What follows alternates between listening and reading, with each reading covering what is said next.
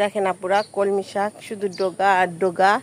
আমি এর আগে আপনাদেরকে এই ভিডিও আমি দেখাইছি, তারপর অনেকবার এই শাকগুলো নিয়ে খেয়েছি, রান্নাও দেখিয়েছি, রান্না শাকও দেখিয়েছি। আজকে রান্না শাক অবশ্য দেখাবো না, আজকেও আমি শাক নিতে এসেছি।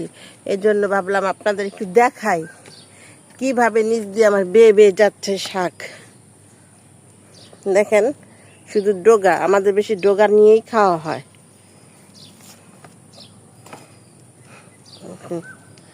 ডগা ছাড়া আর কি খাবো? লাগানো শাক, ডগাটাই তো খাবো। এটা তো আর কিনে খাচ্ছি না পুরা।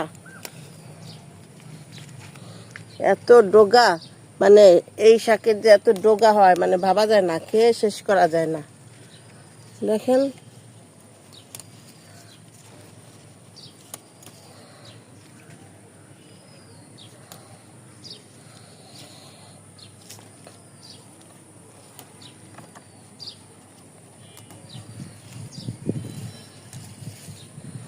এইভাবে সব ডগা নিয়ে নিয়ে খাই।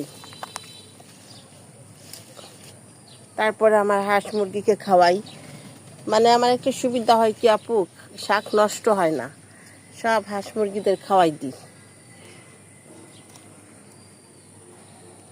দেখছেন কতগুলো আসছিলাম, আরও তো ছিড়বই।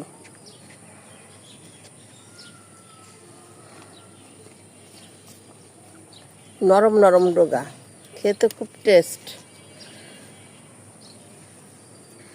সার ছাড়া তো অনেক মজা লাগে খেতে। রাখতে পারতেছি না, পড়ে যায় হাতের থেকে, রেখে আসি এইটুকু।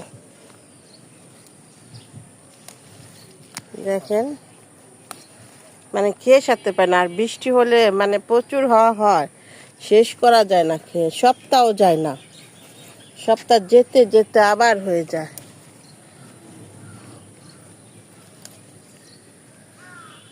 এই যে ছাদের নিচ দিয়ে বেয়ে বেয়ে যাচ্ছে।